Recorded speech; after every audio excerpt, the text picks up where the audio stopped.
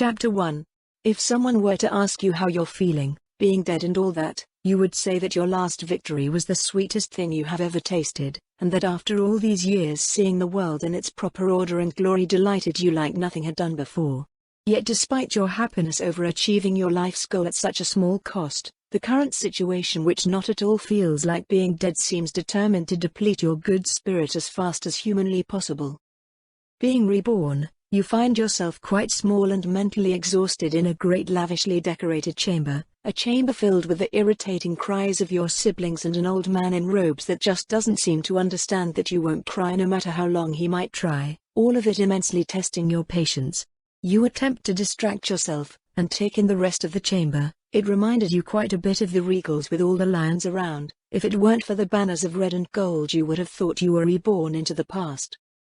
Sadly, neither the chamber nor your thoughts managed to distract you for long, and with the exhaustion leaving you at a fast pace, you finally realize that your mother annoyingly seems very amused at your silence and defiance. If you were to make a guess, you would say it has something to do with the man having a smile on his face to her side, holding your brother as he does. He is in all likelihood your father. All in all, and with a clear mind, this life, despite its frustrating beginning, suddenly doesn't seem half bad anymore. Yes, you would even say you're getting a bit excited. There should be new lands to explore, new cultures and religions to learn about, and new wars to start and finish. Reality changed your mind rather fast, as your new life turned out to be as boring as it is expected to be for a child your age, and for the God's sake, it's only been a few months you lived here, and you still can't help but wonder bitterly each day if you will today finally be able to do something again. For as grand as this castle is, it's driving you persistently up the walls to see the same things from the same perspective, while so much is just beyond your grasp. And yet more problems are joining the boredom of not being able to do anything, the fact that you can't sleep away the time, despite trying so very hard for one. This particular and most severe problem was what forced you to witness each and every moment of your annoyingly eventless life clearly, and then to lie still for hours on end, and pretend you could sleep, simply to not overly trouble your mother and the servants. You can see how this ability, that negates the need for sleep, might prove useful in the future, but here and now, it's just bothering you to no end, and you just can't figure out from where you are supposed to take the will to put up with this any longer. For despite how happy you are that you have a family again, you can feel with every passing day the same thing, the same feeling of abnormality to your house, as they call it. And you can't help it but ask yourself, just why are they even serving? The small segment of your home that you were actually able to see from time to time told you everything you needed to know of your family's strength, but with all this might at their disposal, just how in the world is there still someone left your family bows to? Any stronghold of such size as this one, with this much wealth, should take generations to create, and seeing as humans are still humans, wars, and the like would be a constant throughout its construction, turning it more into the work of ages, rather than anything else. Just what kind of monstrous castle and army does the king have that even the strength of your house isn't enough to oppose and dethrone him? It feels even more abnormal that there isn't even a single royal banner in sight, which doesn't mean much here, but for obvious reasons still seems wrong, seeing as the castle doesn't have a single chamber lacking a banner of House Lannister. You hope and pray that you weren't reborn into a family that follows the king just for being the king, or some such madness. You really wish that your father was home more often. Surely listening to him could clear up all of these little questions of yours. Pushing aside your questions and ignoring your concerns for the time being, you once more focus on something else to distract yourself, and what caught your attention today was your grandfather, and at least to your own eyes he isn't a very impressive man, but family is family, you presume, and everyone has at least some flaws to their name, have they not?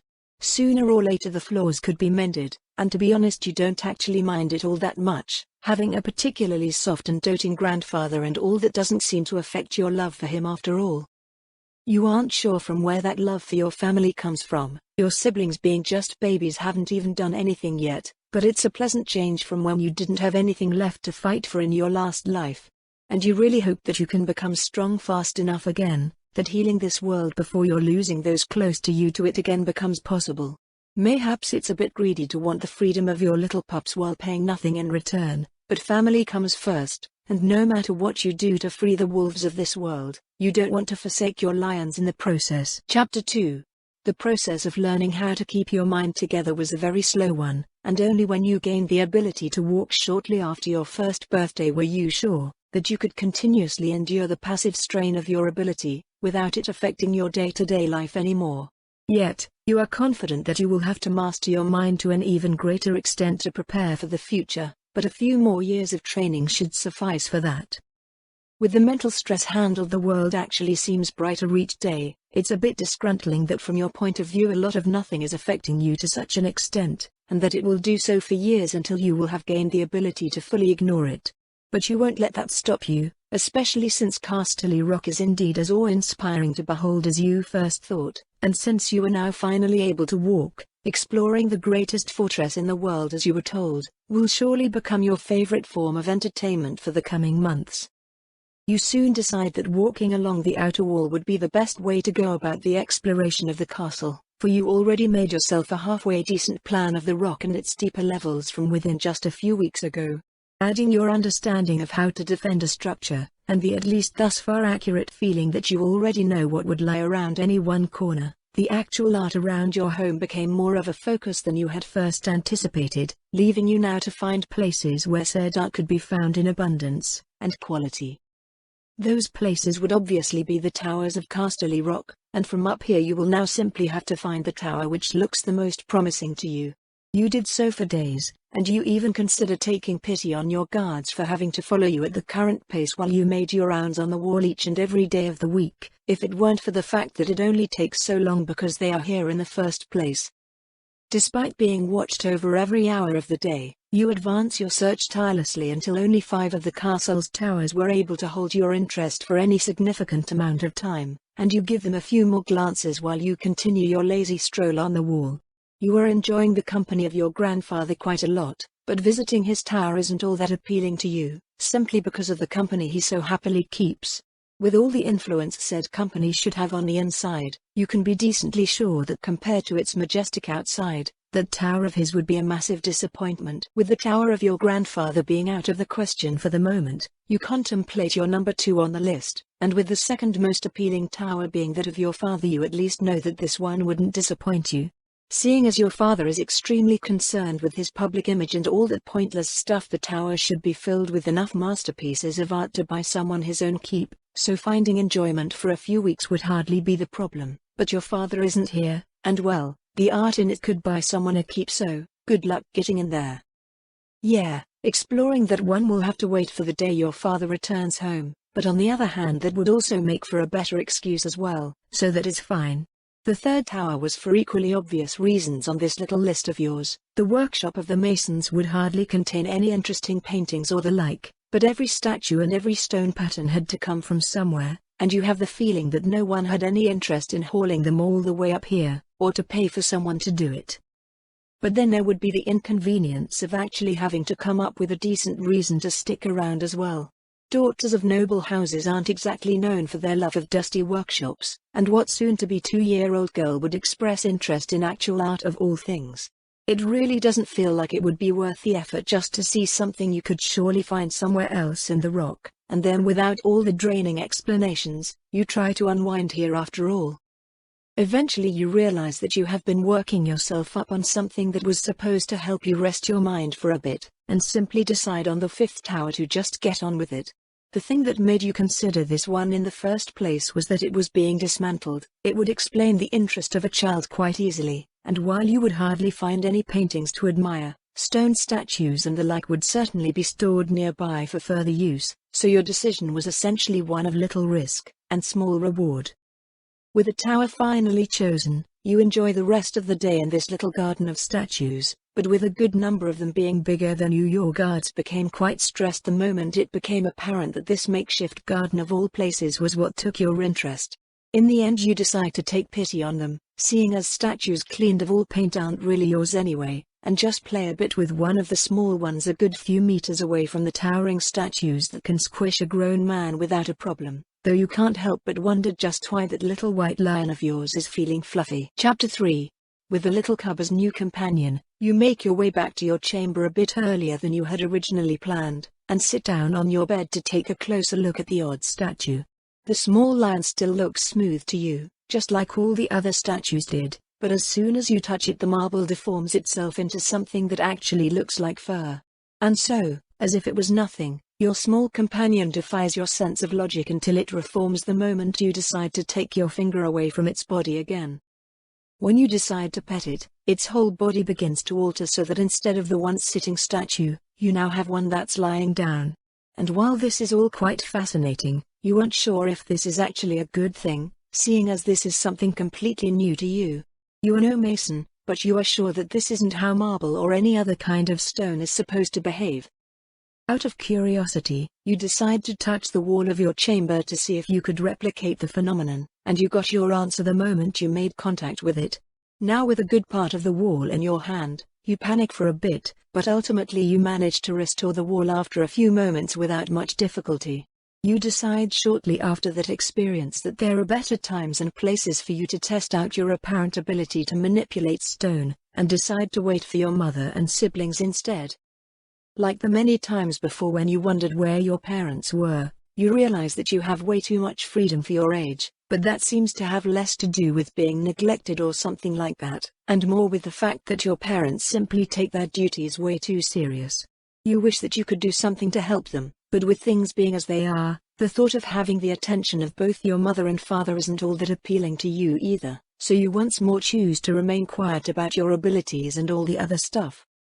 You justify it with the fact that it would also bring up way too many questions like why you slept, despite being unable to do so, and you really can't have that.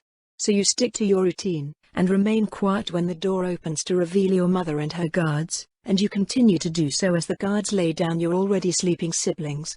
And then you remain still and quiet when your mother gives you a kiss on the cheek before she leaves to talk with your guards outside. All of it making you really wish, or rather crave, the ability to sleep again, but you already know that this wish of yours won't come true. After all, it didn't do so the last 600 nights you had it.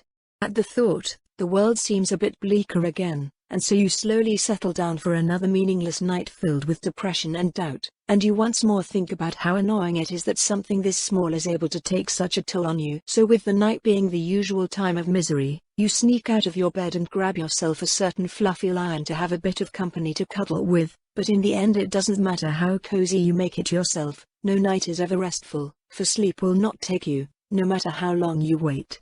And that becomes quite infuriating from time to time, simply because while you have to deal with this each and every night, your brother and your sister are snoring away the night half a meter away from you. You contemplate for a moment if you should continue your exploration efforts with the next tower in the morning, but then swiftly decide against it. With your guards surely outlining the day to your mother, a few weeks with her can hardly be avoided. And you aren't sure how happy you should feel about that, seeing as despite you, your sister Cersei and your brother Jaime all looking the same, nobody seems to have a problem telling you apart from your younger siblings, making you somewhat dread situations in which your abnormalities might be discovered. So something like a few weeks of mother-daughter time, for example, isn't all that great. You do wish to be closer to your parents, but with things being, once more, as they are, having your mother spend her limited time with her duties and your siblings, always seemed like a good enough idea to buy you some time. Time for what you aren't quite sure, maybe enough for you to be a bit more unique without drawing attention, or mayhaps just enough for you to find out how to solve your sleeping problem, but you guess it's your own fault. You were the one that wanted to explore one of the actually dangerous places in the castle after all. And now you will have to be in the same chamber as your brother and sister each hour of the day, for who knows how long. Hopefully the gods will have mercy on you. But despite your mind continuing that line of thought throughout the night, you ultimately managed to get yourself back together before your mother came to wake you up, and you decide that you would have to try something to shake this all up a bit, for you would not waste your time playing with your siblings at this early of an age. The plan, not that you would actually call it one, is for you to take your little white companion with you when playtime comes, and then slowly, and in the most disarming way possible, let your mother notice your ability to manipulate stone. And from there it's improvisation that will have to carry the day, simply because this is the best you can do at the moment. For you can't just endure torture in the night and at day at the same time, that would truly be too much. Chapter 4. Morning comes quickly, and you soon find yourself together with Cersei and Jaime in your mother's chamber, in which the four of you were playing some nameless game that was invented to teach children how to properly share. You saw this of course as a waste of time, but not just for you but for your siblings as well. For what good is the sharing of something that was chosen arbitrarily and getting the actual point of this lesson into a child's head? But seeing as this game gives you a good opportunity, you won't complain too much about its defects. It's after all not like you have much in the way of experience in bringing up children either, so you decide to leave the parenting to your parents.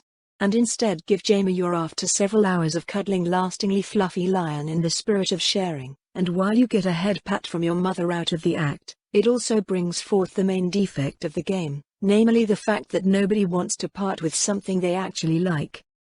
You didn't think that Jaime could actually be as feisty as he is right now, but at least for the time being, you're fine with the commotion that has taken in your mother's chamber. So instead of interfering with the madness going on, you decide that it wouldn't hurt to get a second lion, especially since you didn't know that the effects of your ability could be made permanent. With that thought in mind, you ask your mother if you could simply send one of the guards to fetch another one, and get the permission right away. With the guards sent on their way, you decide to sit down once more and observe how your mother is slowly breaking up the fight between your siblings. It is quite surprising that Jaime likes lions this much, but you can still guess from where he has that from. It has most likely to do with the lions of your grandfather, which we aren't allowed to touch, for obvious reasons. And while you don't see this as a big deal, for Jaime it might be a bigger matter, and Cersei just likes what Jaime likes. Yeah, that should be how it is. After a few minutes of waiting, the guards return, and bring with them 5 more lion statues, of which you promptly grab yourself 3, and then proceed to make them as fluffy as their currently so sought after brother. You wait a moment for the guards to put down the 2 remaining lions and to once more take up their post outside the chamber, before you proceed to give Cersei and your mother their cubs, and you have to admit that it's quite cute how fast Cersei has forgiven Jaime once she got her hands on a lion herself. The adorable sight was also appreciated in that it helps in keeping your eyes away from your mother, for while your siblings are quite happy about the gift, you're sure that your mother would soon look into this, and you have no interest in having a conversation about it in the current situation.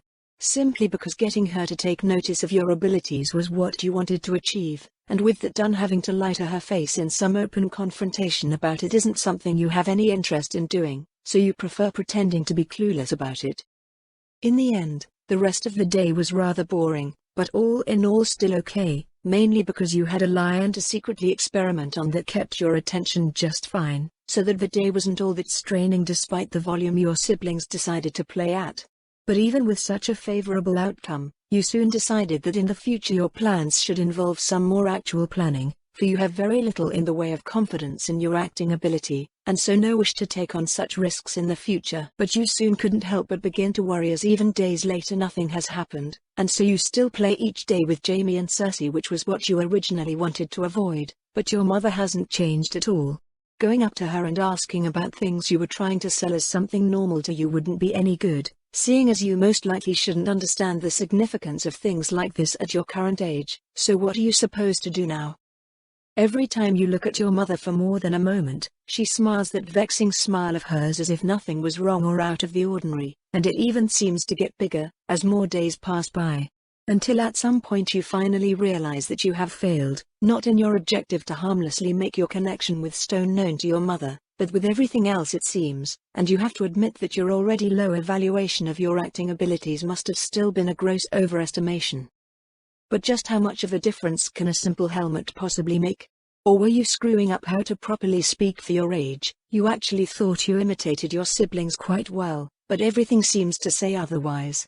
Well, there would of course still be the option that you simply underestimated your mother. She is a noble woman after all, so the reading of people more capable than you wouldn't be something that she isn't used to. Now the question is, what are the positives of your failure to hide your intelligence? There has to be something that's good here, right? You will most likely be unable to distance yourself from your family again now that your mother knows of your intelligence, but that would be a positive and negative thing at the same time. But mayhaps you could get your own chamber out of all this, which would be a huge positive to you, seeing as you wouldn't have to pretend to sleep anymore, and maybe, just maybe, your father might come home a bit earlier, which would be nice seeing as you had never the chance to actually speak with him. Chapter 5. After a few more days with your mother, you did indeed manage to get yourself your own chamber, and that for the small price of a lion for your father. Having your own place to retreat to felt as great as you had imagined it, and to just create and play with your little lions without having to worry about anyone else really helped you out with your mental state, which after being around your siblings for so long became a slight problem again. But everything is fine now, and even if it wasn't, the question would be what good brooding on the past would bring you. Besides that, there would still be the fact that you love your siblings too much for anything like an actual grudge to ever develop, so there is no point of moaning about how your head hurts, beyond it getting your chamber. But at least internally, you still moan about it all, simply because it actually helps in getting your mind free of the still straining residues, even though none of it is really meant. In hindsight, the revealing of your abilities to lessen your mental stress in the long run was really quite foolish, but with that lying in the past now, and the pledge to do better, you decide to focus on something else. The something this time being your mother, simply because her behavior is as confusing as ever, and you still have a great deal of difficulty understanding her. For example, why did she even want that lion for your father? It's still here, which doesn't make any sense to you. Surely she wanted the lion to give some proof for whatever she will write your father, or perhaps it's supposed to be a present. That was at least what you thought, but you were apparently wrong. Because the little statue is still here, while the letter to your father is surely already in King's Landing.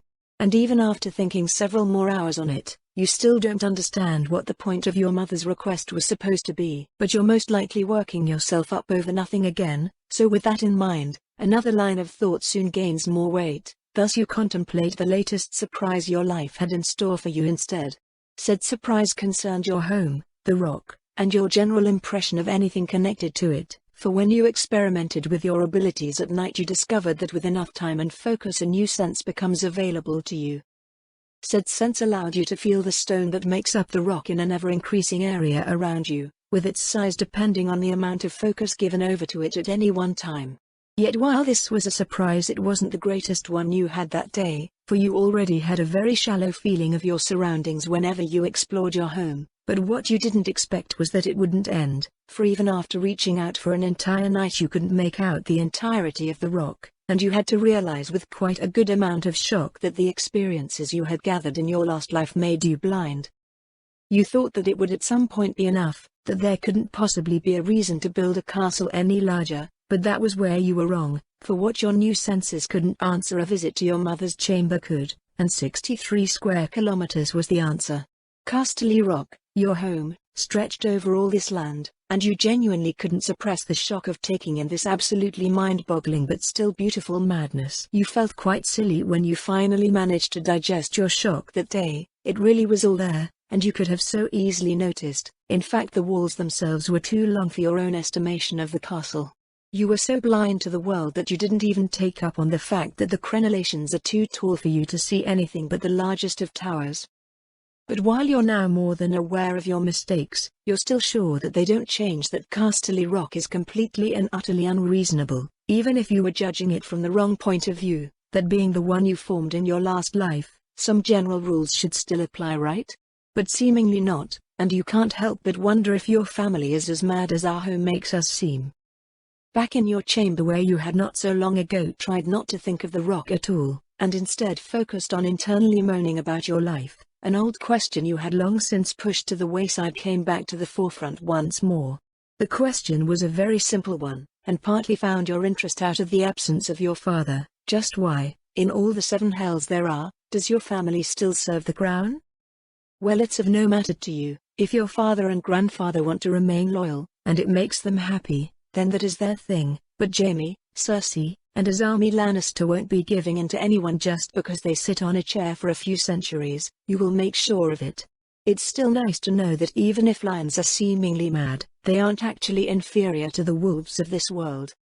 Ah, yes, you can already see it. Tens of thousands desperately laying siege to your home just to pay for it in rivers of blood without even getting anywhere. If you understood it correctly, then before your family became subjects of the 7 kingdoms, our own kingdom was named the Kingdom of the Rock. Yes, it's indeed so very beautiful and appropriate, isn't it? And it seems to you that the king your father likes so very much will soon have to show what his line is made out of. How very entertaining.